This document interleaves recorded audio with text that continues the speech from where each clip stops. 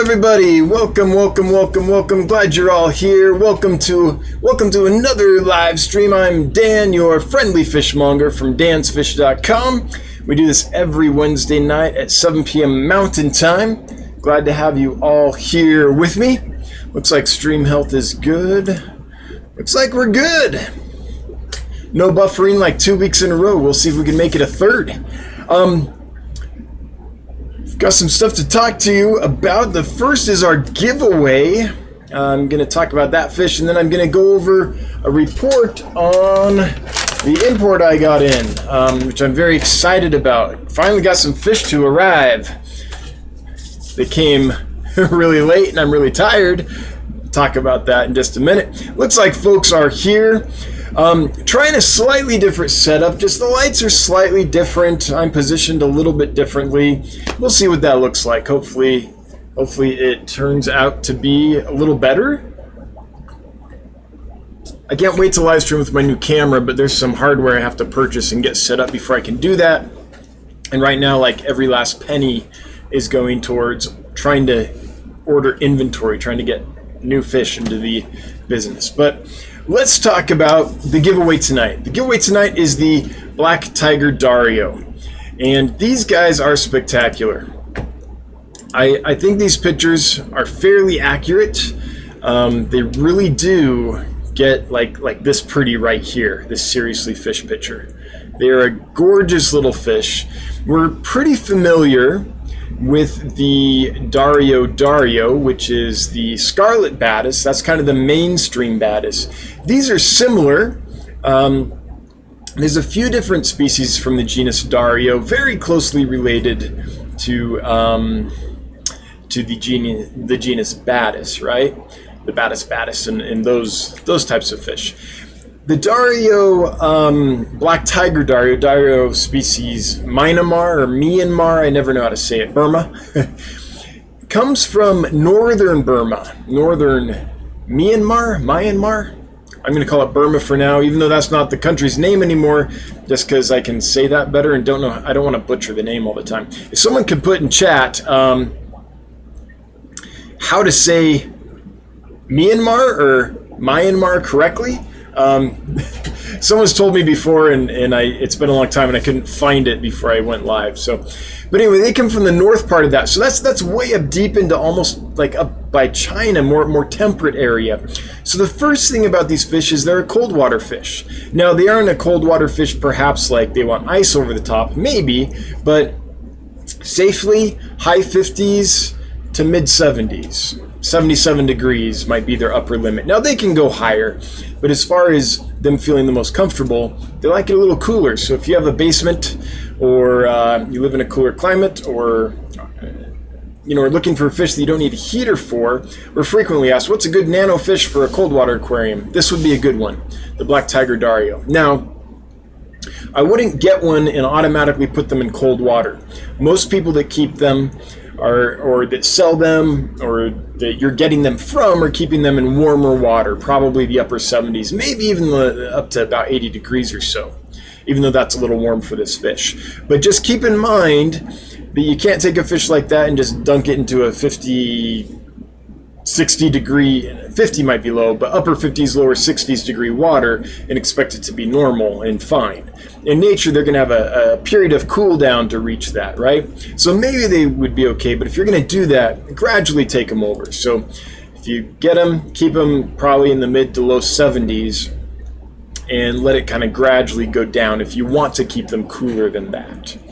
Now, Darios have a reputation as what I like to call pretty hate machines. Thank you, Trent Resner.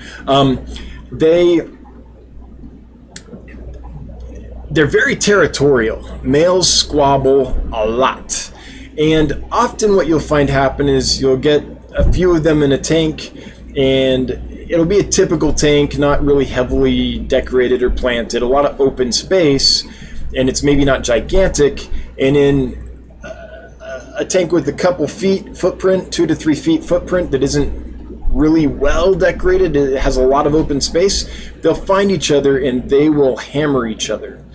I've seen it to where you'll get a big group of Darios. This was Scarlet Batis, but the same is true for the Black Tiger Dario. And in a fairly sparsely decorated tank.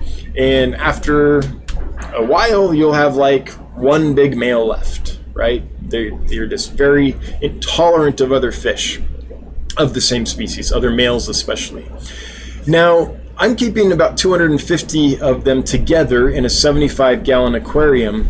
The secret to that, the secret to avoiding the typical problem people can have of aggression, is this aquarium is almost completely covered across the bottom with Java moss that grows about 8 inches high. That's a lot of habitat. They swim into the moss, and they'll each claim a tiny little territory within that moss, within that 3-dimensional block of the moss. Up top is a bunch of water sprite, and there's just a small section on one side of the tank that's open for feeding and for filters and stuff like that. If you have a tank like that that's very heavily planted and has lots of nooks and crannies and things, maybe you cut up a whole bunch of little pieces of PVC pipe or a bunch of pipe elbows and you drop them in under the moss, you'll be fine. You can keep a big group together. But be aware that that's the secret to doing it, that if you're going to keep a lot of them together, then they have to have a lot of line of sight blocks. They have to have a lot of little individual territories. In nature, they grow and live in very, very densely planted areas. And so they're used to having just their little couple inches that they guard, and they can't see beyond that, maybe. I mean, I haven't been there, but I'm surmising from what I see in the aquarium, what I've read, and I know that works in the aquarium. Lots of line of sight blocks, dense planting, or tons and tons of pipes and stuff. But it can't just all be one level. Like if you took a whole bunch of half-inch PVC and just cut it into like 3-inch sections and dropped it all down in the bottom, that would work a little bit, but as soon as they go on top of their pipe, they're going to see all the other fish that are at the same level. So it needs to be varying levels of height to truly block sight lines and things. If you do that, you can keep a ton together. I'm keeping about 250 of them in an aquarium together, and they're fine. As far as food goes, this is the second challenge with this species. The first is they like cooler temperatures. The second is the males can be very aggressive to each other.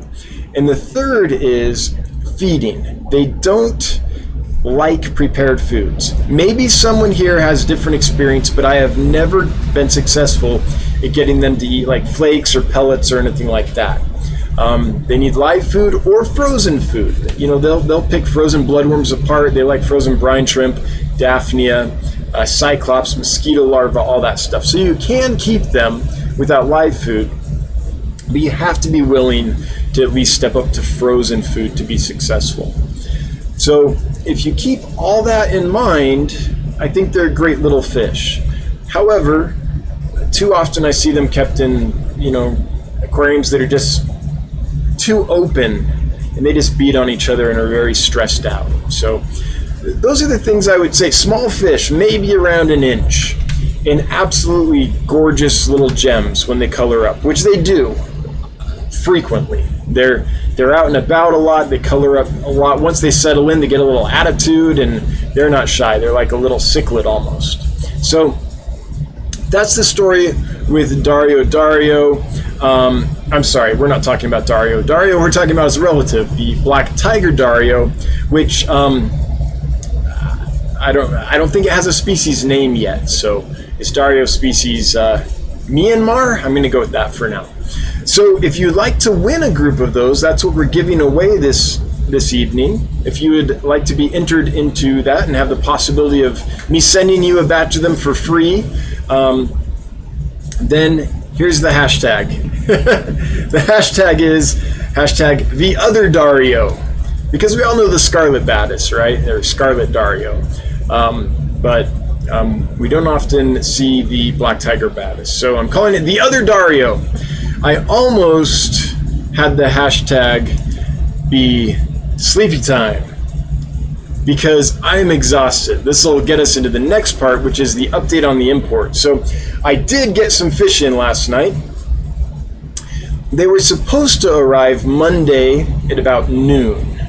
They didn't arrive until I think I got back from the airport about 2:30 a.m. last night. So they were delayed a couple days, which scared the heck out of me. So I was up until 5 a.m. unboxing them and unpacking them and getting them settled and medicated and everything. So I'm pretty punchy right now. I'm about as tired as I've been in a long time. Seems like the last few weeks, every time I do a live stream, I'm super tired. Life's been a little crazy. But yeah, I was up till 5 a.m. So I was able to get a little bit of sleep.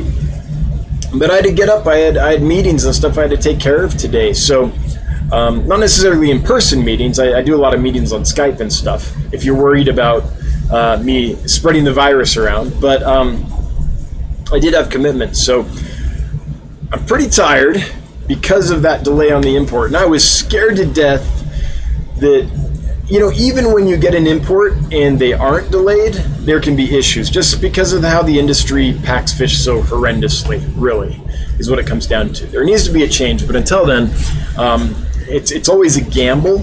And I was like, man, delayed 2 days, this is going to be a problem. There is no way there's not going to be a bunch of problems. But I was pleasantly surprised. The import came in pretty well. I did an unboxing today. It's rendered. It finished rendering right before the live stream started, but I haven't got it loaded up to YouTube yet because I can't really do that and stream at the same time. So I think tomorrow that will probably come out. It might be the next day. I have a lot of stuff to catch up on just because it's been crazy getting this import. But I ordered, I think, 76 species. I only got 14, but that's better than nothing. I'll take the 14. And I want to go over with you what I got in. They aren't going to be ready for a couple weeks at least, some longer. But let me just quickly show you what came in on this week's import. Okay, the first thing that came in is these. I don't know what exactly the common name is. They're like a hill trout. And they're absolutely gorgeous little guys. And they are little. These are going to get maybe 3-4 inches. These are only half grown, the fish I got in. But I've been trying to get hill trouts in for quite a while, and I haven't been successful at doing it. I've been ordering them and ordering them and ordering them. Finally, this weird week when nothing's going out, or very little is actually going out, this is when I finally get them. So, excited to have these guys. A nice wild type betta. This is betta prima, which is just a neat wild type betta. They're pretty big. The fish I got in are 3 inches or so, and they're settling in. Again, nothing right now is fully colored or anything. They literally just got put in their tanks early this morning. Serpent loach is another one I really like, kind of like a hill stream type. If you look at this picture, you can kind of see the hill stream adaptation of the fins, but they aren't quite the same. They aren't in such high torrential current all the time that they have the compact body, but they do live in environments that can be very fast flowing, but they also get out and scrounge on the sand and are a little easier to feed, I find, than your typical hill stream loach, which kind of grazes. These will graze around, but they'll also pick at stuff like a normal loach would do. Okay, I'm really excited about these two. I know, every fish is my favorite fish. I know, it's a problem. But these are, they call them the rhino gara, or the humphead gara, or the hump nose gara, or the sunset, what did they call it? Big nose sunset gara. They have all kinds of names, but it's this guy, and they're the only gara that develops this kind of proboscis on its face at maturity. Really interesting fish. Nothing quite like it out there. And so I had to try them. And so far, they're super hardy. They're doing really well. They're small, though. The ones I have in haven't developed the proboscis yet. They look like small silver fish right now. They're pretty pricey. These cost me a lot of money. But I'm excited to have them and have a healthy group. We'll see what they turn into. Okay, giant coolie loaches. I've always liked coolie loaches, and I like the giant ones because they get about 4 inches. So the problem with coolie loaches is they're so tiny that a lot of times it's just hard to keep track of them. These get a little bigger, which I like. I like the regular ones too, but I think these are a little easier to observe. My new favorite fish ever. I know every fish is my favorite, but these guys I don't think I'll ever be without in my life again. These are horsehead loaches. What's so cool about them is how they live in the sand. So you get a deep sand bed and they burrow down in it with just their little head poking up. And then they come out and they search for food, and then they dive back down and hang out in the sand. And these guys sift sand like no one's business. Like we've all seen like Geophagus sift sand, or Apistos, other Corydoras. They'll bring it in their mouth and out the gills a little bit. These guys do that, but like on steroids. They'll shovel big old mouthfuls of it and throw it out their gills. They're born to play in the sand.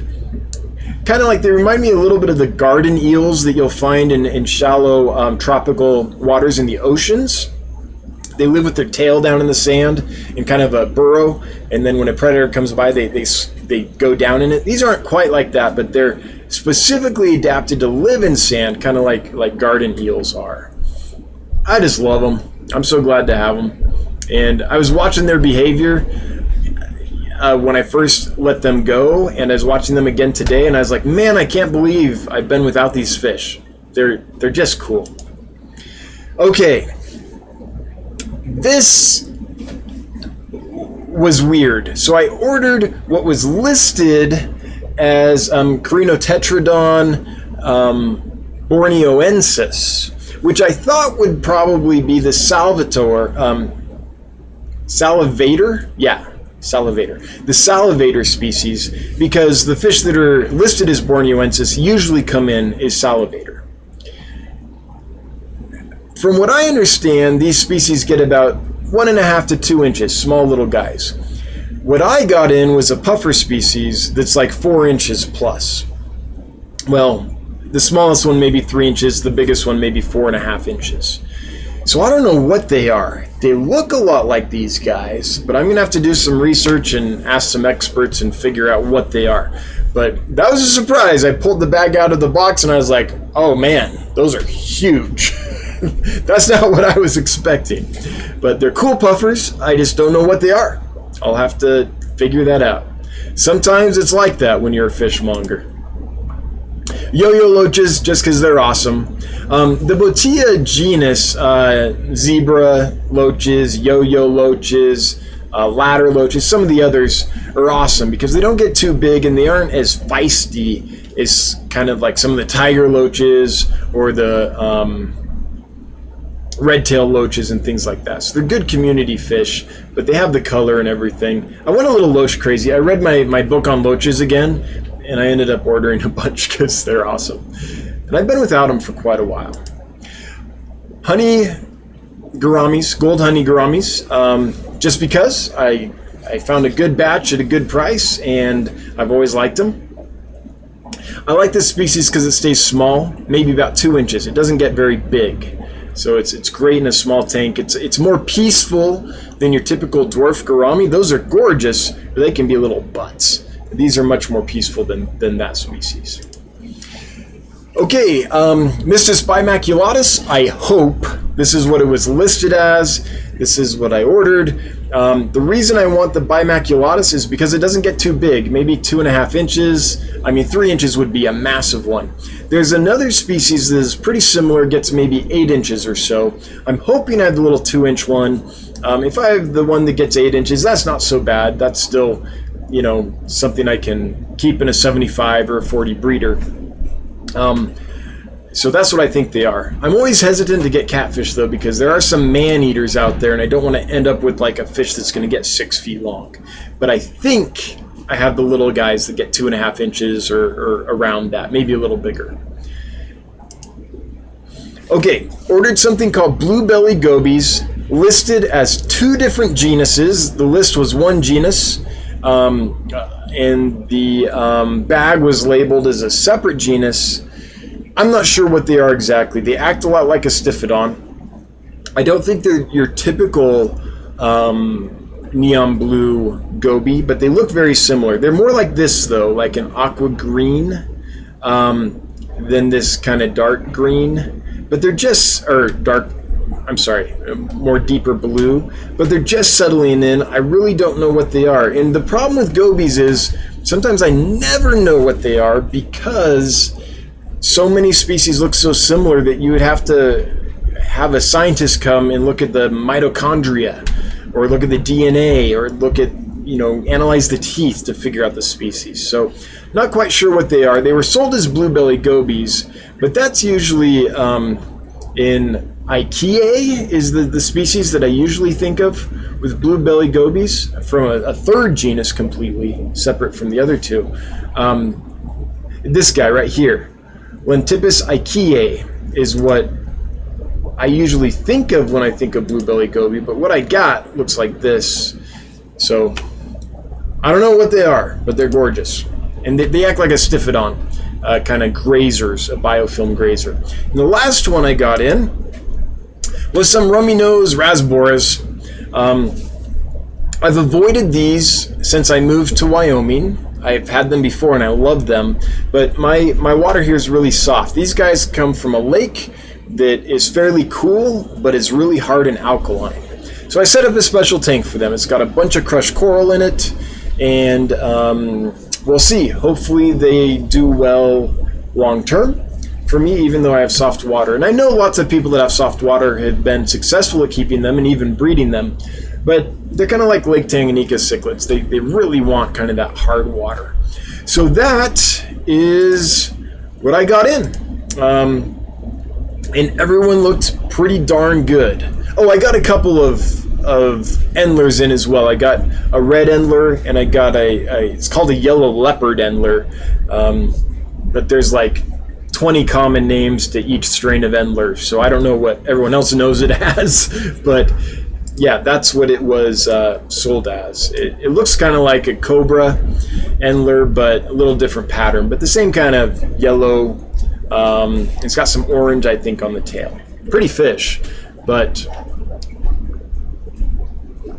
man, they drive me nuts, those common names. It's like every week they make up a new common name for guppies and endlers just to try to sell it. And you're like, oh, I haven't seen that one. You buy it, you're like, oh, yep, that is a yellow cobra endler with a different name. The rummy nose rasboras are tank raised. In fact, almost all of these are tank raised. I'd have to go down and see exactly.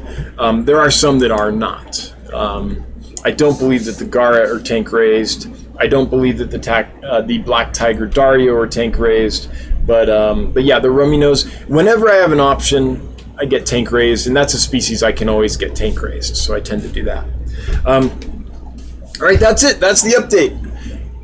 Super tired unboxing them all and stuff. Was able to feed for the first time this evening, and not everyone ate vigorously, especially with flakes. It takes a little while for some fish to kind of settle down and get used to flakes, but they all came out and kind of picked at it and were curious, which is about what I expected this stage. There were a few species that went ahead and just gobbled them up. That are either used to that kind of food already or are so unpicky they'll eat anything. The other ones are starting though, and if they're not necessarily going to eat it if they've never seen it before and they're not used to it. But as long as they come out and they kind of mouth it and they're curious, it's like, okay, good. They're healthy enough to be and if they start mouthing it, the fish in, well, it's been a couple weeks, but before that it was a long time. And I'm trying again for next week or the week after for another big order. This will be about 80 species, and working hard on that. This one will be pretty much a direct import, although I have a guy that's helping me just because of the temperature issues I have at the Denver airport. But yeah, this isn't through like a wholesaler or anything. This will be directly bringing in from a guy in Indonesia. So we'll see if it works. I think it will. It's been a wild ride though, so I don't know. Error. YouTube is not receiving enough video to maintain smooth streaming. Okay. quality dropped. Hang on. Hopefully I'm not buffering like crazy. I never know what to do in this case. There's really nothing I can do. It says stream is healthy. Nope. Okay, I'm going to try to refresh here real quick, see if that fixes the problem I'm seeing. Hopefully that works. Okay. Pop out chat again. The problem with popping out chat again is I might lose some of the previous chat. It might not let me go up again. Okay, now we're back to excellent. We are in the middle of a snowstorm out there. We've got a lot of snow today, so there could be wind issues and storm issues. All right, I'm going to get to your questions and comments now that I've given you the update and told you about the giveaway. Black Tiger Dario, pretty cool little fish. And, oh, the other thing, I should say this before we get into questions and comments is, I don't know how the shipments are doing because all the shipments got delayed. They got stuck in Louisville, so they won't be delivered till tomorrow. So hopefully everything's going okay. I do pack for the long haul. Temperatures in Louisville are not very severe right now. They're not super cold or anything. So hopefully everything arrives in good shape. If you put in an order and you have any problem, just contact me, dan@dansfish.com, and I will take care of you. I'll either refund or resend. And usually when this happens, things go pretty well. But it's always nerve-wracking for me. Like every time it happens, I'm like, another day of anxiety before I see how everything arrived. The overnight stuff is fine. That all got delivered on Tuesday. But the stuff that was going to end up arriving on Wednesday, the 2-day shipments, are not going to arrive until Thursday of this week. And I don't know why. I don't know if there was some kind of storm that prevented the plane from landing. I don't know if there was some kind of malfunction in the equipment. They didn't say why. So sorry to everyone who's waiting for the orders.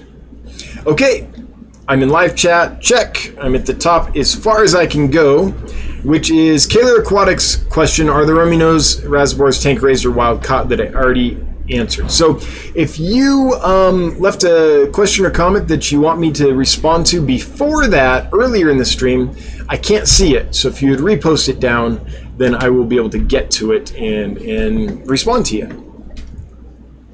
HC Aqua says, nice shipment. Yeah, I mean, I was hoping for 70 some odd species. Well, in reality, I was thinking, okay, I ordered 76. I'll get like 35 maybe. We ended up with 14. We'll take it. We'll take it. And it's not the locality specific, locality pure rainbow fish I was hoping for, and it's not a lot of the wild type bettas I was hoping for, but it's still a pretty cool group of fish. All right, Gary Duncan, I sent you a couple of emails with my phone number and about what we discussed earlier. Cool. I'm so tired, my brain is fried, so I'll have to look at that and refresh myself. But is that was that about a hobbyist breeder of rainbow fish? Someone last week or the week before mentioned that they knew someone that bred locality-specific rainbow fish and might be able to sell them. If that was you, yes, I'm very interested in that. Hobbyist bred fish in general are always stronger and better and the way to go when it's a possibility. But Gary, I'll have to look again when my brain's not totally fried. That reminds me, anyone that left an email yesterday for me, usually I would have gotten back to you today, but with all this delay in the shipment and stuff and me not getting any sleep, I'm a little behind, so I won't be responding until tomorrow. I've just got to sleep as soon as this live stream's over. I'm done. The turkey timer has popped out. I am done. And the other thing is, another problem is my phone crapped out on me about a week and a half ago. I finally got my new phone in and set up. I was able to post the first new Instagram post today in like a week and a half, but folks that have messaged me over, say, Facebook or platforms that are usually viewed on a phone instead of a desktop, I haven't been able to see your messages. So I'm not ignoring you, but my phone broke, and I literally was without a phone for a week and a half. So, okay.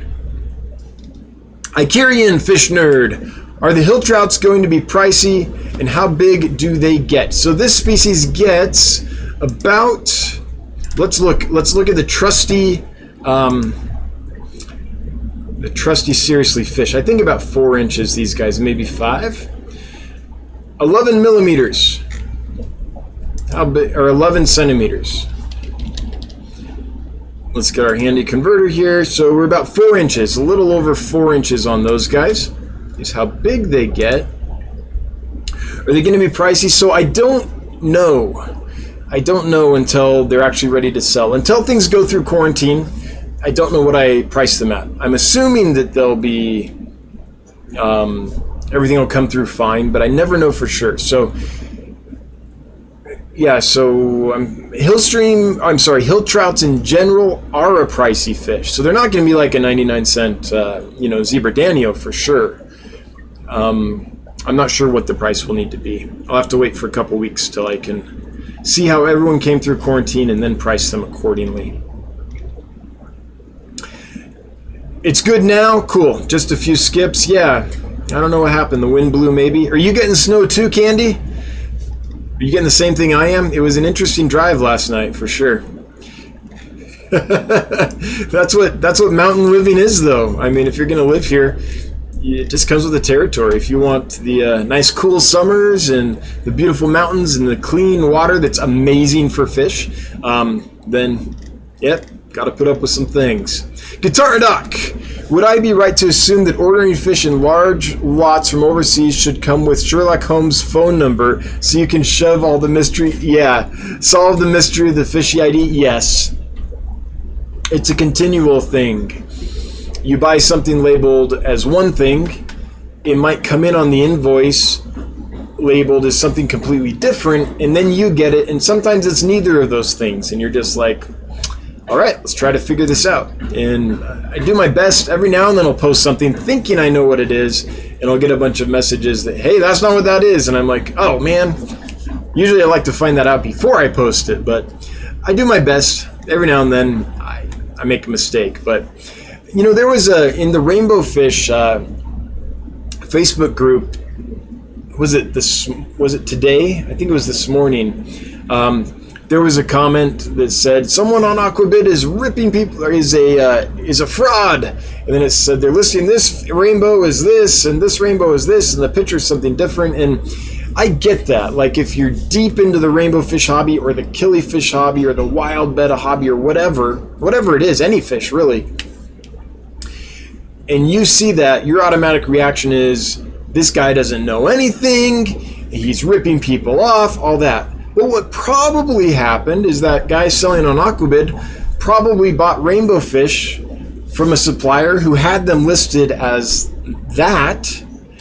And so when he got them, he's selling them as what his supplier sold them to him for. He doesn't know any better. I doubt that it's usually with bad intent. Usually no one can be an expert on every group of fish. There's too many of them. There's too many that are too closely, too similar and are very hard to tell apart. There's too many population variances within a single species, all of these factors. And so just be a little understanding if someone has a fish listed and it's not right. Despite their due diligence and despite everything available to them, they might not know that it's the wrong species, and they're probably listing it to the best of their ability. So, and also there's a big difference between like a commercial operation that brings in fish and sells them, and a hobbyist who, like, all I do is geek out on rainbow fish. I know them, I read about them all the time, I go to the lectures, I know all that. So on this group of fish, I know everything. You can't expect the general I try really hard and I do okay, but there's a lot of sellers that just relist whatever they bought them as.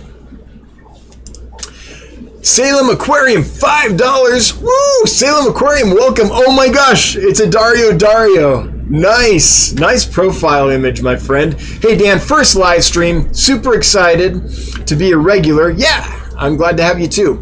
I don't know if you have, but I breed peacock gudgeons, would love to see a stream on them. Cool, I have a few left. They're for sale at dansfish.com.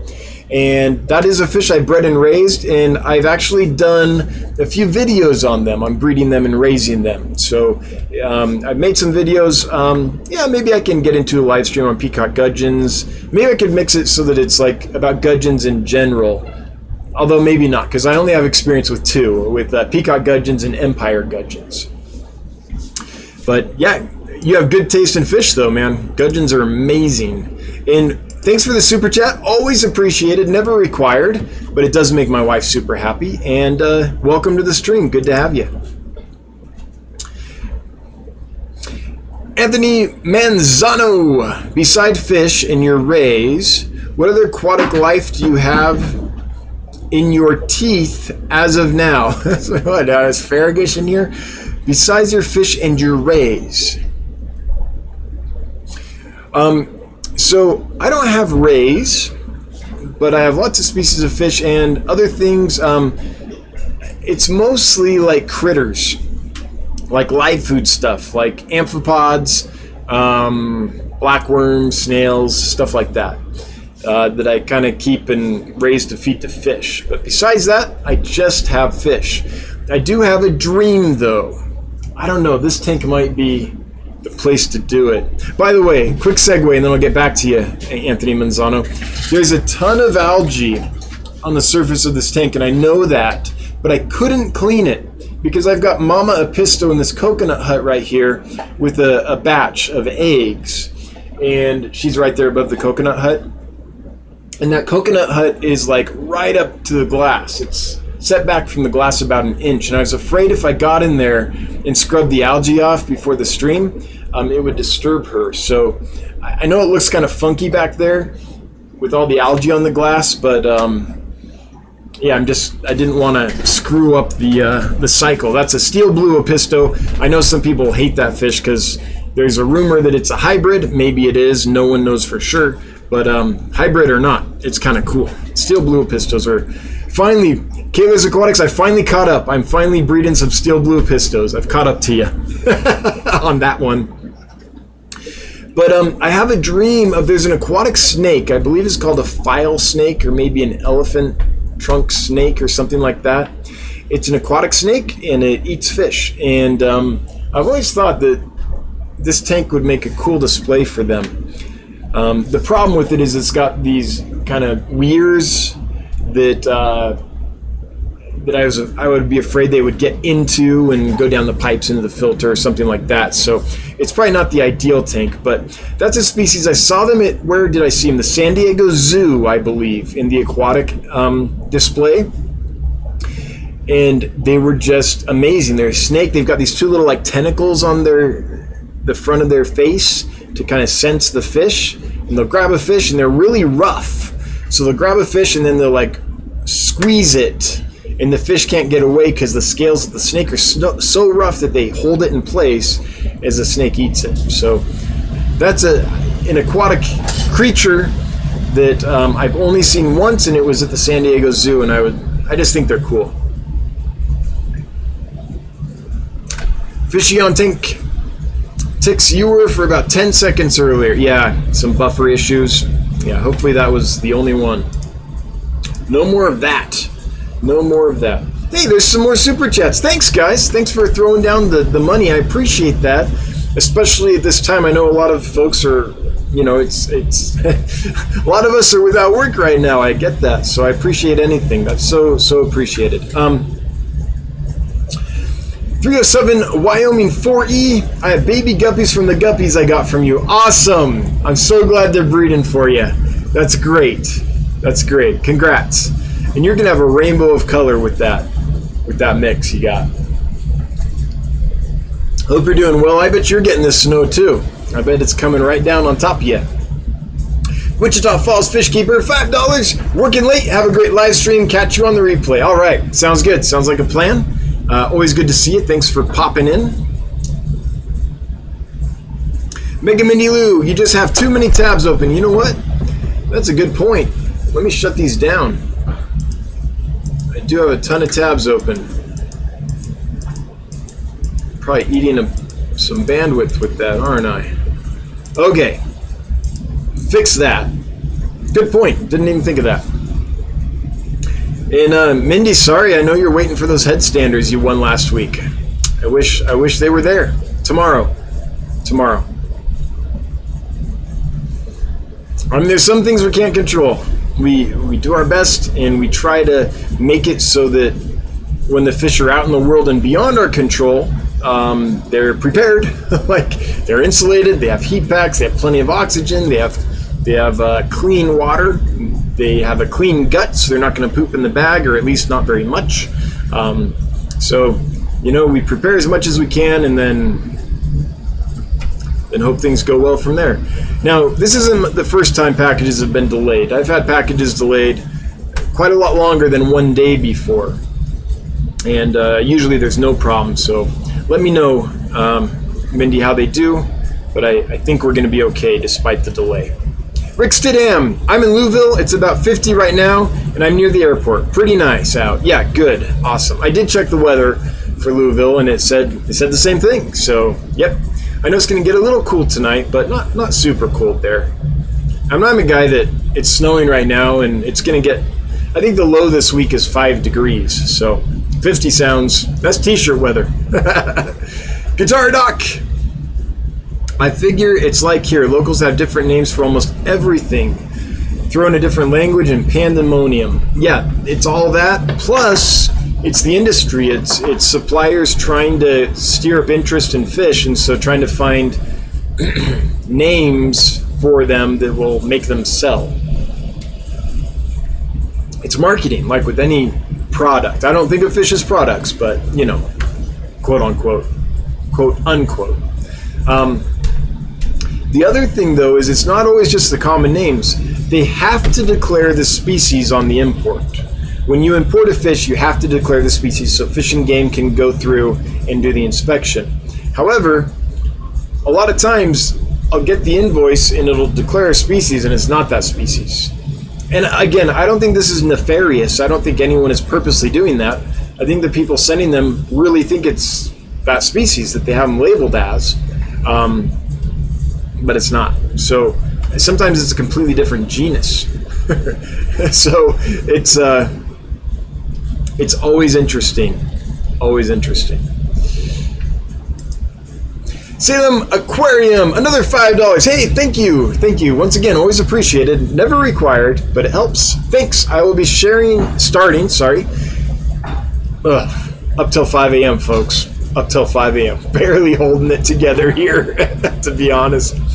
Thanks. We'll be starting my YouTube soon, not just my Instagram at The Real Fishtagram. Seen your video on gudgeons, helped me tons when I started with them. Awesome, glad it was helpful. If you like peacock gudgeons, one day we've got to, I want to say graduate you to Empire gudgeons, but that's demeaning to peacock gudgeons. So not graduate you, but one time you got to try Empire gudgeons. They are phenomenal. And I'm trying to get another batch right now, but the supplier that I generally use for that fish has been unable to send fish for, I think this will be the 3rd week in a row. So, but I'm trying. The current order I'm working on, about 80 species. I asked them, look, if you can get Empire gudgeons or peacock gudgeons, please add them to the order. So I have him looking for me, but they're not on his normal list, so it's going to be a long shot for that. Beast Heart, shipping mosquito fish. I'm thinking about starting to ship them. Cool. It will be the first time shipping fish. Any advice? They're outside pond fish for me. Yeah. Beast Heart, I've honestly, I've made a few videos on it, and I think I've covered it pretty well. So I would just if you follow the steps in those videos, I think you're going to be as prepared as you can be.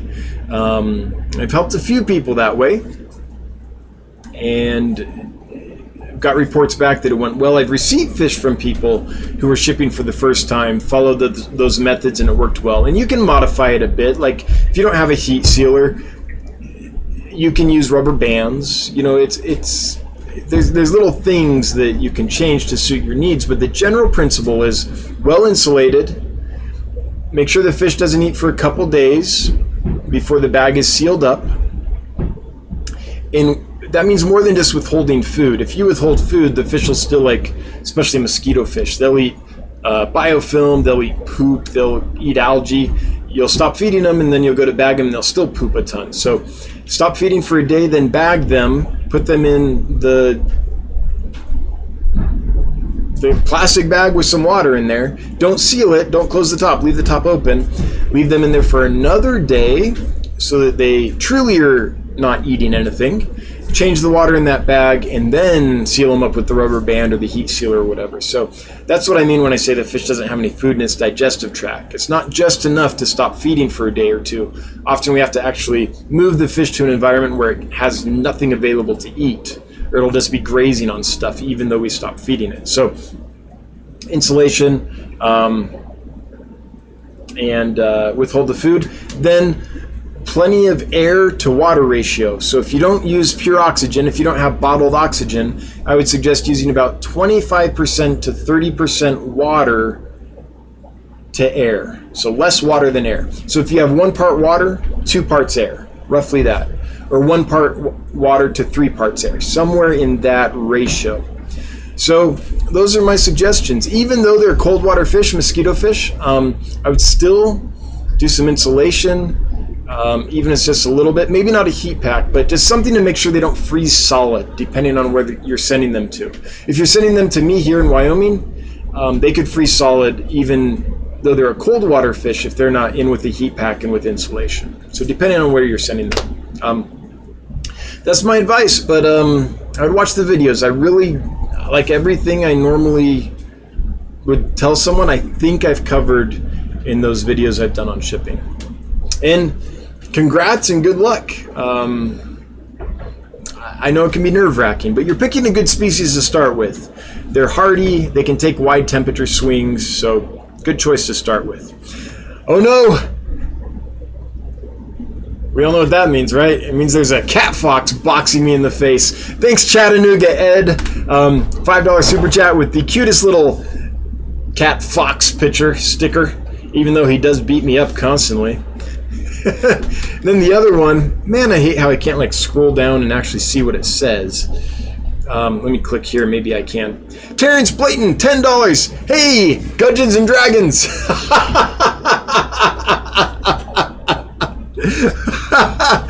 Sounds like a way to pass the time while you're self-isolating to me. Cheers to Dungeons and Dragons. Oh, that's funny.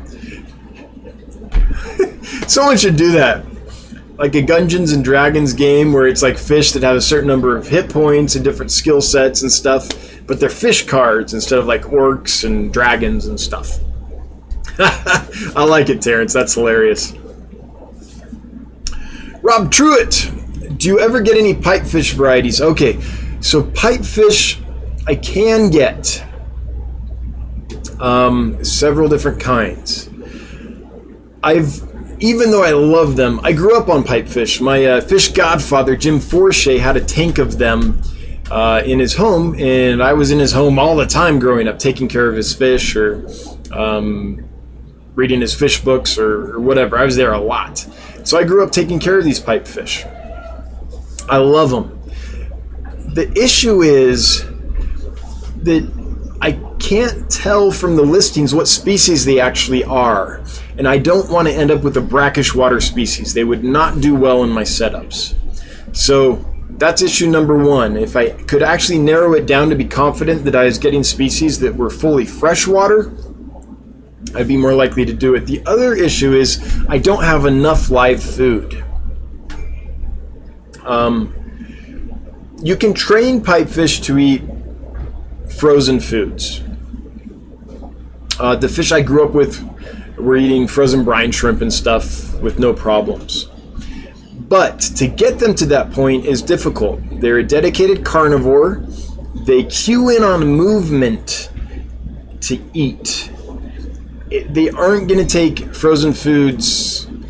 I mean, maybe there's exceptions to this, to what I'm saying. Maybe someone out there is like, mine ate right away. But it's probably going to take several weeks to get them to take frozen food with any consistency and any reliability. In the meantime, you're going to have a lot of live food for them. And sure, I've got like blackworms and stuff, but what I would really want to feed them are Daphnia and scuds. And I don't have a Daphnia culture, and I have scud cultures, but they aren't producing enough that I can feed all the puffers and everything and pipefish. So I did start a 75-gallon Daphnia culture on top of my 220-gallon Daphnia scud cultures. So I do have a big scud culture going now. If it really takes off, and I know I can consistently provide them, then maybe I'll do pipefish. But I know what that fish needs, and I know I'm not set up to give it to them right now, which is the reason I haven't gotten them that. And man, if I got a brackish water species, that would just be so unfair to that fish. I'm not set up to do that. So that's the reason I haven't. Shannon Miller, are the tiger Dario a community fish, no aggression? Yeah, they're a community fish. They aren't really aggressive to other species, but with conspecifics, with their own species, or with something super similar, like scarlet batis or something, they're quite aggressive. But if you have I covered this at the beginning, so if you missed it, watch the replay.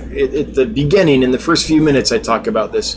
There is a way to do it. I'm keeping 250 of them together, but the tank is so densely planted that they all have their own little territory. And you'll see them just hang out. This one hangs out in this couple inches. This one hangs out in this inch of space, all within like the Java moss and water sprite and stuff. So there is a way to do it. They do great with other species, but they're aggressive amongst themselves. Killers Aquatics, I want to do a giveaway soon to thank the Fish Fam for getting my watch hours over. And congrats on that, Bob, by the way. Over 4,000 watch hours. That's awesome. Can we do that again? Yeah, Bob, that sounds awesome. Should we set it up for next week? Or if you want to get on dancefish.com and see if there's something there you want to do a giveaway for. We could do it tonight, but whatever works best for you. Yeah, I don't know if you're talking like, can we do that now, or are you saying in the future? But I'm totally open to that. Absolutely. Anthony Manzano, besides fish and tank rays, already got that one.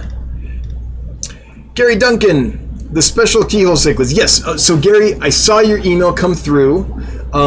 Because of the craziness with this import coming in so delayed, and me having to be up ridiculous amounts and getting no sleep for a little while, I saw it. I will respond tomorrow, and I should be able to have those out to you on Monday.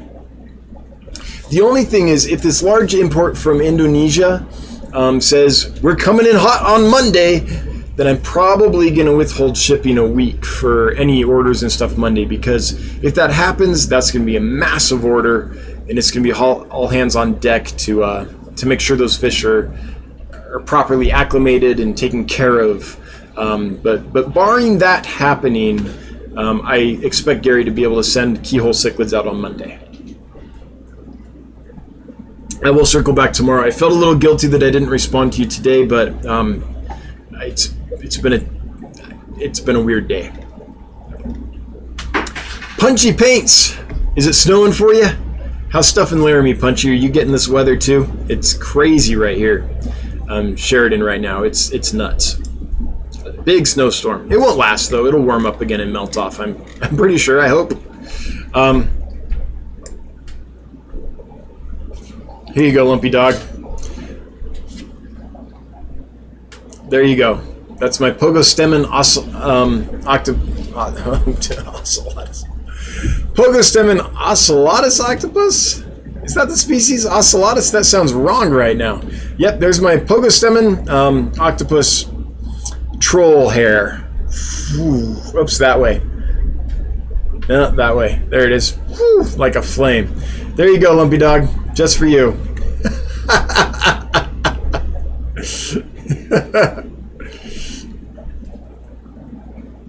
Okay, scrolling up because chat jumped on me. Just one moment.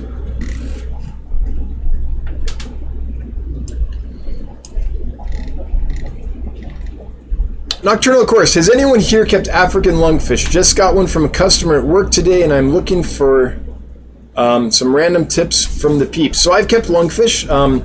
Again, they were a fish I grew up with. My fish godfather kept one. I don't know if it was African or Australian or South American or what. So I can't speak to to African. I think it was African. I don't know. I don't know which species it was. But we fed it meaty foods. He would grow giant mealworms, and that was one thing we would feed it. That's what I remember most. Apart from that, it kind of sat and hung out. And they're a larger fish, but they don't necessarily need a massive tank because they just are not a super active fish. They kind of eat and then find somewhere to hang out today. They're like a snake that way. They'll eat and then they hide. Then they eat and then they hide. And even when they're comfortable, they'll just want to go hang out somewhere till it's feeding time. So that's about all I got for you. Sorry, that's not much. I should have just said I don't know and moved on. Because what I gave you wasn't even worth the air it took to say it, probably. Sorry, I wish I knew more. Gary's Aquatics, do you have any freshwater puffers for sale other than pea puffers? Yes, not now, but in the import I got in this morning, I did get some puffers in. They are a true freshwater species. I think they are from Asia. I don't know what species they are, though. What I thought they were going to be was a small little red-eye puffer, but I covered that earlier in the stream. So those are the only ones I have. I'm sold out of Amazon puffers, and I was going to get some Shodenai puffers in, but then all these supply chains melted down. By the way, someone was asking about cross river puffers, and I can get them. They're just super expensive, so I'm not going to. I mean, not now, but when the Nigeria order, or was it Congo? I think it was the Congo order is ready to ship, then I can get them. But I think I'm going to pass just because I'm real hesitant to bring in fish that are worth, $1,000 or more, because if that fish goes down, ooh, that would just be horrible. From a business aspect, that would be horrible. It's always horrible to lose a fish, even a fish that's worth 1 cent, right? Even a zebra danio or a white cloud or a goldfish. So it's not about the value of the fish's life, but just from a business standpoint, that's so risky. And I'm not big enough to take a hit like that right now. Beast Heart, 5-gallon nano cold water fish. Yeah, absolutely. Black Tiger Dario. They're great. They do fine in that size tank, so that's what I'm going with right now. Sakana Katana, yeah, that was Gary Lang who said that on the Facebook group. Oh no, it was someone else. I saw Gary Lane respond to it, but I don't think it was Gary who first made the post. But anyway, I saw that and I was like, I get both points of view. I get it. Like a pure hobbyist seeing the wrong fish for sale, that's like, argh. Now you're worried about hybrids, you're worried about fish being misrepresented to the public and the fish reputation suffering and all that. But I also am on the other end sometimes where I'm like, I have no idea what this is, but the supplier said it's this. I can't find any better information, so that's what I'm going to list it as. So yeah, I get both of them. I do think most vendors could do a little more diligence before they post a fish, though. But it depends on their market as well, if they're going to do that or not. Most suppliers aren't necessarily concerned about selling to like super rainbow fish nerds. They know super rainbow fish nerds are never going to buy rainbow fish from them. Those people are going to buy them from places where they can track the provenance and know they're truly pure and all that. So if that's not who your customer is, then there's no financial incentive really to do a lot of due diligence. So if you're just selling to people that want pretty fish in their aquariums and aren't probably going to breed them and aren't true nerds who will know the difference. You just list them as what is what your supplier sells them to you for. I'm not saying I do that. I'm just saying I get, if your market is the general population, it's like, I'm just selling fish. I get both mindsets. Just one more fish with Josh. Dropped my first killifish. Dropped my first killie eggs tonight. Fingers crossed, Gardner Inundiri and Australia Gold. All right. If you saw little eyes in there, there's a good chance they'll hatch, and there's a good chance they'll hatch right away. I used to do this lecture at the college. I would go into the biology department, and I'd give a lecture on killifish, and I'd bring in some Fundulopanchax Gardneri eggs, for example, that were eyed up and ready to hatch. And I would start, and I would say, okay, I'd explain annual reproduction and how the eggs dry out and how when it rains they hatch again. And I'd bring them up and I'd show them the eggs, and then I'd put the eggs in some water, really shallow water, maybe an inch thick, half an inch thick, deep, half an inch deep or so. And I'd go on with the lecture and I'd talk about different kinds of killifish and all that. And then usually about 20 minutes or half an hour into the lecture, the eggs would start hatching. And I would say, come on up. And they would sit there and watch them hatch.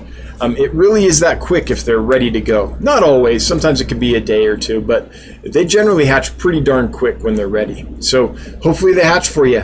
Maybe by the end of the stream here, it's 8:02. Maybe by the end of the stream, you'll have some little babies. By the way, Josh or anyone else trying to hatch killifish, it's very important not to choke the top with your peat moss.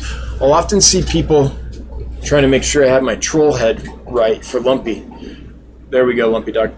Often I'll see people making videos or I'll talk to them about hatching, and what they'll do is they'll take a small container of water and they'll put their peat moss in it, but it's not a wide container of water with a lot of surface area, so you end up with like an inch of peat moss clogging the top of this container of water, and the little fish can't get up to the top, and that's a problem. You want enough surface area that there's a lot of space where there is no peat moss, where there's some peat moss, of course, floating, but there's a lot of free space where the fry can get up to the water surface. Another mistake I see is people trying to hatch killifish in a few inches of water, in like, say, a small tank or a jar or something where there's, some depth of water to it. What you want is like an inch, half an inch of water. So a lot of surface area, very shallow water, and cool water helps, because if you consider rain coming down, it's cool. Not necessarily freezing cold or anything, but if you make it, 5 degrees lower than what you're planning on keeping the fish at, or what the parents are kept at or something, that can be helpful. So hopefully that helps you, Josh, get that going. The Fish Tank Barn, throwing down $4.99. Dropping the mic. No, I'm not going to drop the glass. I'm not going to drop the mic either. That's a very expensive mic. As a guy that's worked in the entertainment industry a lot, I can just see someone dropping a mic at a theater or something, and the technical director of the theater watching that happen and just being like, you don't mess with the technical director's equipment. But thanks, that's super cute. The exercise, the pair with the exercise band dropping the mic. Thanks. Speaking of dropping the mic, thanks, Mike. Just got to Salem Aquarium's second super chat. If you wonder how far behind in the chat I am, I'm always far behind. That's just how I roll. Alician AS, ever come across, wow. Oh, the soda cichlid. Lost my mail. No. Alcolapia Dolalani? I know the soda cichlids. I've seen. I've never seen them in real life. Here's something you could try. Aquarium Co-op did a video early on. It was one of the first fish room tours he ever did. I believe this was Aquarium Co-op. I don't think I'm mixing this up with LR Bretz or someone, but it's been a while. maybe Candy knows it, but there's this fish room tour he did super early on with this couple that has a beautiful fish room, a whole bunch of aquariums. And you'll know it's the right one because they have like a work table set up, and it's made with aquariums underneath it. So their work table in the center of the fish room has aquariums underneath it. They had soda cichlids, so it might be worth taking a look back, seeing if you can find that video. I think the name of the people are on there. Maybe they're YouTube. I don't think they have a YouTube, but maybe from that video you could track down who they are and contact them, and find out if they still have them, if they have babies, all that. But nope, that's a super difficult one to find. There was an issue of Amazonas magazine that featured soda cichlids. It might be worth looking at that too and seeing if you can track down the author, or if there's any mention in that article of different breeders that are working with them or something. That might be a lead as well.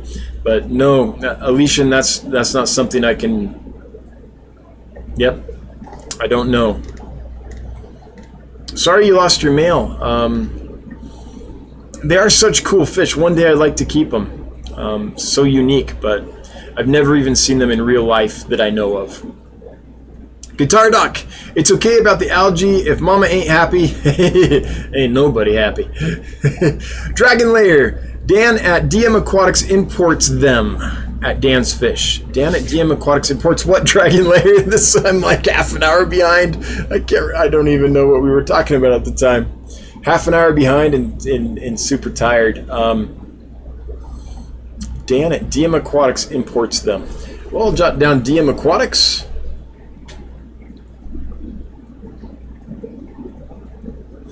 Maybe I can take a look there, and that'll let me know what we're talking about, because my brain has not retaining information. Fish Dreams, if someone could get me some confidence to ship, I will. Fish Dreams, if you haven't checked out my videos on shipping, do it. Maybe that'll give you some confidence. Also, anyone that wants to try shipping and is nervous and has never done it, you can ship to me as a test. You don't have to send fish. You can just pack the box up with bags in it as if you were going to send fish. Just don't put the fish in the bags, but seal it all up. Do everything as if you were going to put fish in there. Send it to me, and I will do an unboxing with you. Like we could do it on Google Hangouts, or I can film it, or I can just do it and tell you, if schedules don't work out, I can just do it and give you feedback and let you know, yeah, you did perfect. Go ahead and do fish and send out and give it a whirl. Or I can be like, ooh, those bags were pretty flaccid. You're going to have fish pinched in corners. The heat pack got wet. You have to protect the heat pack, all that stuff. But if anyone's wanting to ship and is just nervous and wants to do a test, I'm your Huckleberry. You can ship to me. And we can do a test or two until you're like, okay, looks like we're good. Looks like if there were fish in these bags, they would have done okay, and then we can get to that step for you. So I'm willing to help. That costs some money. I mean, paying for shipping ain't cheap. And there might be someone closer to you that you could do for cheaper, but that's one way to kind of get your feet wet without putting fish's lives at risk when you're first learning just the basics of it. Mindy, no worries about the fish. I know you pack them good. I do my best. Usually things go okay, but yeah, there's enough risk that I'm always a little anxious till they arrive. Always. Beastar, do sirens not snakes? Yeah, I know you're into those Florida sirens, right? I've never kept them. But there's a lot of cool amphibians and stuff. The Guffy Fish Nerd. The Guffy Pish Nerd. Guppy Fish Nerds, sorry. Are skunk loaches a calmer loach? No. Oh, no. Oh, they are little butts. No, those are some of the most aggressive. The skunk botia, I think that's the same thing. Super aggressive. It's too bad because they're awesome, but nope. Very aggressive little fish. Lumpy Dog, please learn... Oh yeah, the head thing. I've been trying, Lumpy Dog. I've been trying. A little to the left. Sorry, I'm super punchy. Fish Dreams. I know you have a shipping video. Would you make one for beginners, do's and don'ts? I kind of did. I think I honestly, I put everything into that video that I thought was important. Like, if you look at that video and you do that, I think you'll be successful. That's what my goal was. So, I mean, there's such a massive list of don'ts. I don't think I could cover them all, but I can show you what I do and what works for me. That's what I tried to do. If you have any specific questions, let me know here or send me an email, or I'd be willing to do like a FaceTime with you and we could talk about it in person, more or less. I mean, virtually in person, and I could talk you through it. But I'm willing to help folks that want to ship fish, for sure. Especially if you want to list them on Get Gills, because that's how that site functions. I need people to list fish on there and ship them. So it's not a requirement, but it's always my hope that that'll help Get Gills grow. Gary's Aquatics. Do you by chance have any freshwater puffers, but not pea puffers? Yeah, I think I already answered that one. Just the red eye puffers, or whatever they're going to turn out to be right now, and just sold out of Amazon puffers a couple weeks ago. Kayla's Aquatics. Dan, I recently saw a fish being bagged and shipped 2 to 3 hours after a good meal. Oh. Have you heard of this? Apparently it's done routinely. I know you fast fish. I think that's a disaster. That sounds like a disaster waiting to happen. My goal is always to empty the fish's digestive tract before I ship it. The last thing I want is for the fish to have food in its system so it poops in the bag, because that's ammonia. I mean, immediately that's ammonia. And ammonia is one of the biggest dangers that fish face when being shipped, or even when just being kept in the aquarium. So I don't know about that. Now, if there's someone that has been doing it for 30 years and has like massively good success, then I could be proven wrong. But that sounds like a disaster to me, to tell you the truth. No offense to whoever does it if it works for them. But that's completely counter to the strategy that makes sense to me. Ginger Graves throwing down $4.99. Hey, Ginger, sleep. Who needs sleep? You're good for at least another 24 hours. Yeah, no, I'm no LRB. I'm about at the end. There was once when I was working on a movie set, and we only had the studio for, I think we had it rented for they had it rented for 5 days, so we had to get the sucker done. I think that entire week, I mean, I stayed up for days. That entire week, I think I slept I don't remember the number of hours, but it was very little. I never want to do that again. And I'm too old now, man. I was in my early 20s at that time. Now, ooh, that would just hurt.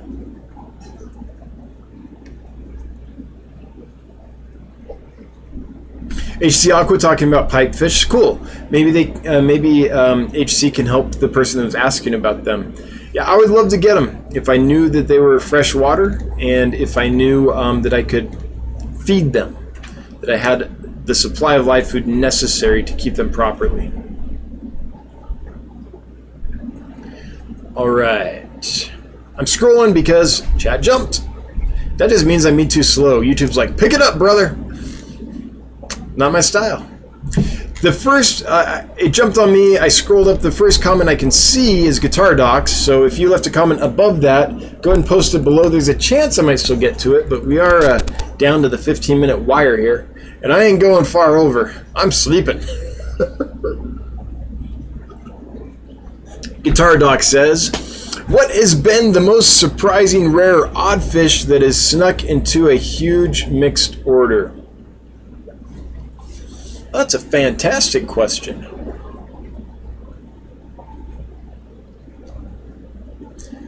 Huh. I would have to think about that.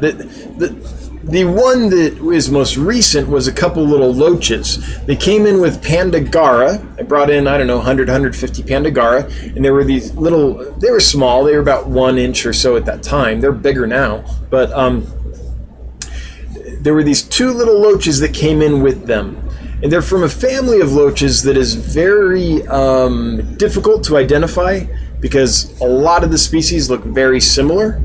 And so I forgot the name of the family. So here's the rabbit hole I went on. I forgot, I was trying to identify them, so I got out my loach book, reading about the family to make sure I knew how to take care of them and stuff. And then I got reading about loaches again, and then I was like, man, I got to get more loaches. So that's why this import has so many loach species in it. But I never did identify them. They grew up to about 2.5 inches, maybe 3 inches. 2.5, let's say. Big fat loaches at this point, and I sent them to a customer on Monday. So never did figure out what they are. So that's an odd fish because I still don't know what it is. But there have been some others that have been really rare, and I was like, no way! But I can't. Oh, there's another one. It's a tetra that looks kind of like the black morpho tetra, the Weitzmanni, but it gets bigger. It gets like 3 inches. What did it come in with? I think it came in with some Carry tetras. And I forget the species name. I finally figured it out, but I didn't figure it out till like a week ago. And I got that fish 6 months ago. So that was a pretty interesting one too. What is it? Guardian tetra. I'd have to look it up. It's one of those ones that kind of has a complicated scientific name, and it's not a group of fish I interact with a lot, so I can't remember right now, but it's really cool. Nocturnal Aquarist, all good, man. Any experience is good experience, yeah. After time. HC Aqua, yeah. So that's another fish that I thought they might be. Is these guys, the mystery puffers that I got in? Thought they might be these guys. However, I don't think they have the right markings for them. And the other thing is, if you look here, according to at least Seriously Fish, which is usually right about these things, it only gets 4.5 centimeters, so around 2 inches. And the fish I got in are like 4 inches, so I don't think it can be that fish. Unless Seriously Fish is wrong on the size estimation, which is always a possibility. Yeah, so I'm not sure. I'm gonna have to dig in with some folks and get some close-up video or pictures and do some comparing to figure out what those puffers are. You might have been talking about something else, HC Aqua, but I saw the species name and I was like, oh yeah, I was thinking they might be that too, but no, they're too big, according to Seriously Fish. Sakana Katana, if you eventually get those red-eye puffers and spotted Congo puffers, do you think you'll be able to get them to eat rapashi like the Amazons? That's the hope. I mean, I have the red-eye puffers right now. They came in this morning. Or whatever they're going to be identified as it eventually. They do have the high keel. They do have the keel that genus has. So maybe they're just super big ones. I don't know. And I'm going to try. We'll see. I don't ever expect any puffer to switch to rapashi. I was super surprised when the Amazon puffers ate it. Some puffers are more like driven by prey movement than others. Like an ambush predator that just sits there and waits and then tracks movement and then jumps on it is less likely probably to switch to rapashi than like an Amazon puffer or something that's swimming around looking for food all the time. So I think it depends on the species, but I'm going to try my best. If not, I'll be investing in some heavily shelled live food to keep the teeth worn down. The spotted Congo puffers, yes, I think those will switch to rapashi. But the red-eye puffers, I'm still not sure. I can't So far, they've been pretty sedate. So if they're a sedate ambush predator, maybe not. That could be difficult. But I'm not quite sure how they're gonna, what their behavior is gonna be like until they settle in and stuff. Yeah. Mike M. Hey, Mike E. Mickey M. Congrats. Good to see you again. Candy has 800 subs. I know. She's putting out all that content for it. I think it's awesome. Every time I go see the Girl with No Contents channel, every now and then I pop in just to see, and it's always amazing to me how much, how many subs she has. It's just a testament to how much we value her, though. Thanks, Candy, for all you do. Sincerely. Candy Overalls, I remember that. They are no longer active. Let me see what I can find. The video. Cool. The video on the soda cichlids, I believe, is what we're talking about there. That would be awesome if you can find something. Dragon Lair. It was the elephant truck snake, and it's DM exotics, not aquatics. Oh, thanks. They bring them in. Gotcha. Yeah, I mean, I can find them. It's not necessarily a matter of not having a source for them. It's more I don't have the right tank for them. I'd have to get the right setup and everything. And I'd have to dedicate a big tank to them. And that tank would not be productive in the sense that it would be a money-making tank. It would just be a display, just kind of not vanity, just a self-indulgement tank. And my business is so young right now that I kind of have to put every square inch into revenue to survive and to grow, to build this warehouse that I'm wanting to build in a while and things like that. I've kind of got to really take advantage of every square inch so that I can show the investors return, so that I can get the money necessary to do the expansion. So, but yeah, I appreciate that. DM Exotics. I will check them out. Thanks for clarifying for me. Icarian Fish Nerd. There's a beautiful jewel cichlid species, Hemichromis exul. Is it easy to find? I did get an email, must have been from you, about, I believe, that fish. Again, it's going to be tomorrow before I get to that. Huh. I mean, it is beautiful. I think all the Hemichromis are spectacular fish. Cool. I can look into it. I do have some sources for West African cichlids and stuff for sure. The issue is I generally don't bring in Hemichromis just because they are so aggressive. But I wouldn't be against looking into that. It's a pretty fish. Candy Overhauls, thank you for posting my email so folks can get in touch. Just got to Ginger Graves super chat, and we have 6 minutes to go. That's not too bad.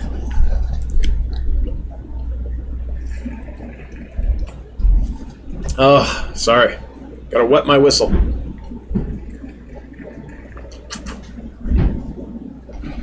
I was smart. I brought 2 water bottles, or 2 containers of water anyway, so I wouldn't run out this time. That's not too bad for a guy on no sleep. Okay, looking here, because chat jumped on me. Oh, Icarian, was that Icarian Fish Nerd? Icarian Fish Nerd, usually when fish are listed for sale, they don't give the species name. They just say jewel cichlid or red jewel cichlid or brilliant jewel cichlid or something like that. So tracking down a specific species of jewel cichlid can be a little bit difficult. I think my best suggestion for now would be to check wet spot tropical fish. They sometimes get stuff like that in. I don't know if they have any or not, but sometimes. Michael Wentworth, hey, good to see you. Michael, I finally got my new phone up and running. I've been without a phone for a week and a half because my old one completely stopped working. And I saw that you sent me a message, and I will get to it. It's probably going to be tomorrow. But I'm I'm sure there's lots of people that message me and think that I'm just ignoring them. I'm not. My phone literally was unfunctional, and I finally got a new one. The other Dario, thanks for the opportunity, of course, and taking time to educate us. Reading is pleasure, no more professor. Hashtag 3 times equals world peace. You know it. You want world peace? Just get 3 times the number of tanks you currently have. If you have 10, get 30. The world will be a better place. That's right. Hey, Michael, thanks. Good to hear from you. And thanks for everything you do, too. You're an awesome moderator on the Get Gills Facebook group, and I appreciate it. Anyone looking for a good Facebook group? Get Gills. There's no drama. Not yet, anyway. A bunch of cool fish people. And post their stuff, answer questions, get discussion going. And Michael does a great job moderating that, along with Disco Fish. Tim Gossetti, what do you try and keep your nitrate levels at? 0. I'm sorry, nitrate levels at. For me, pretty much 0. I know that's weird. I know 20 to 40, but that's only if you're trying to grow plants. And I could kind of care less about plants. So if you're trying to grow plants, sure, you want some nitrates in there. But the fish would prefer not to have nitrates in their environment. So I'm a fish first kind of guy, so I prefer to have my nitrates at 0. Of course, when I'm cycling a tank up, then I want to see the cycle progress to nitrates. But I change a lot of water, so typically when I do a reading, I have 0 ammonia, 0 nitrite, and 0 nitrates. Now, even so, I can grow a lot of water sprite, which is a nutrient hog. It needs nutrients. I can grow other plants, but it's not my focus. So even though there's no reading of it, fish do poop and stuff in the tanks, and so there is ammonia and there is nitrite and there is nitrate, just in very, very, very, very low levels. It's undetectable. So that's different than most people, but I like my nitrates at 0. Now, for a long time, I didn't keep tanks that way. When I was a hobbyist, not bringing in, I'm still a hobbyist. I hope to never lose that. But when I was just doing 25 to 30% water change once a week, once every 2 weeks, like a normal tank, right? Then I would have nitrates. I didn't really monitor them, though, because I didn't really have issues, because I changed the water regularly and all that. But a guy like me that's bringing in new fish all the time, my goal was to keep the fish with as few stressors as possible, so they settle in and they get healthy so I can sell them. And so because of that, I like to keep my tanks with 0 nitrates, because that's just one less stressor for the fish. Even if they can take it, they don't necessarily like it. Also, I tend to keep like lots of different species of gobies and kind of hillstream type fish. Some of these loaches and things, hillstream loaches, I like a lot. There's a lot of fish that I like that really do not do well with nitrates. Now they can, I suppose, but in the wild, they come from very pristine, very pure water. And so I tend to just not want them. But I'm an exception. I'm a weirdo in that way. And I acknowledge that. I'm not saying it's the right way or the way everyone should do it. Okay, we're going to get one more, and then we're doing the drawing. We're just running out of time here, folks. I mean, the host is so freaking long-winded. If he would just... It's a problem. We'll get one more, and then we'll do the giveaway.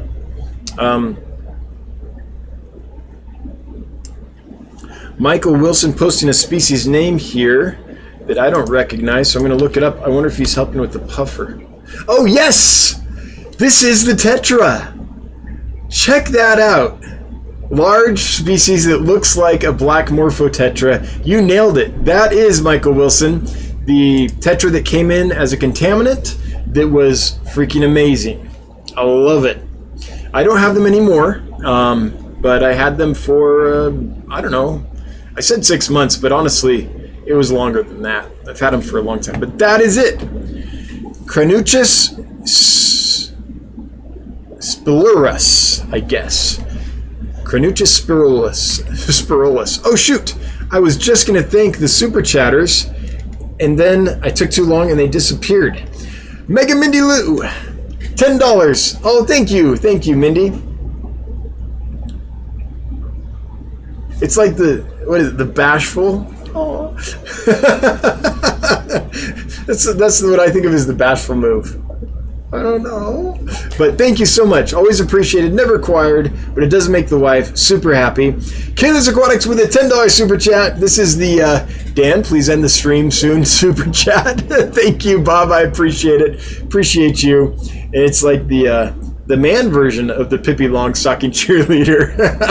Thank you, Bob. All right. Well, we're going to have to end it. Looks like Pam, Punchy Paints, aka Not Candy, is going to be streaming in about 30 minutes. So pop on over there. Killers Aquatics, did you update on the Nigerian shipment? I'm just waiting for Nigeria to open up. Nigeria is still shut off to all shipments. So because of the coronavirus, the Nigerian government shut down the country. There are no flights from the United States to Nigeria anymore, and if flights don't go from the United States to Nigeria, they don't go from Nigeria to the United States either. So there is no way right now to get anything out of Nigeria or the Democratic Republic of the Congo or West Africa in general. So that's the update. Got a bunch of fish there waiting for me. I just can't get them because of the shutdown. So wish I could, man. Oh, wish I could. Yep. Oh well, who could have foreseen this? It's a weird time. Let's do the giveaway here. We have 105 eligible users. Not too bad. And the winner is... That's a drum roll, by the way. Oh, gotta get the troll hair. Drum roll is... Sean! Mr. Shelley himself. Mr. Shelley, you have won. Sean OOTD. You have won. So if you would chime in, let us know you're here in the next minute or so, then you'll be the winner, and I'll send them to you probably Monday, unless I get good news that there's a massive shipment coming in for me to go pick up in Denver. If that doesn't happen, then these are yours. Uh-oh, did Sean win and then drop off? We do have a bit of a delay, as little as possible. I don't like delay, but there you are. Yo, that's awesome. All right, they aren't shell dwellers, but for a non-cichlid, they're pretty close. They're kind of like a cichlid, and they're small. Not a shell dweller, but as close as a shell dweller you'll get with a non-cichlid fish, I guess. All right, that's it. Thanks, everybody. I want to thank my mods. You're amazing. I appreciate you so much. Thanks for all you do. Everyone that left a super chat, that was nice. There were a lot of super chats tonight, and that helps, especially during this kind of dry time when I'm not moving the kind of volume I really need to be, just because supply chains are so not moving right now with all the travel restrictions going on in the world. So I really appreciate it. That's truly going to help. It's a tight time right now at Dan's Fish. Yeah, it's ramen wages for sure. Everyone that asked questions and made this lively, I really appreciate you being here. I really appreciate you interacting and making this an awesome community. Sean, if you would email me, dan@dansfish.com. By midnight tonight, first and last name, shipping address. Even if I already have it, just make it easy. Put it all in the email for me. I would appreciate it. Until next week, 7 p.m. Mountain Time, I appreciate you all. The unboxing should come out tomorrow or the next day. Until then, have a good one.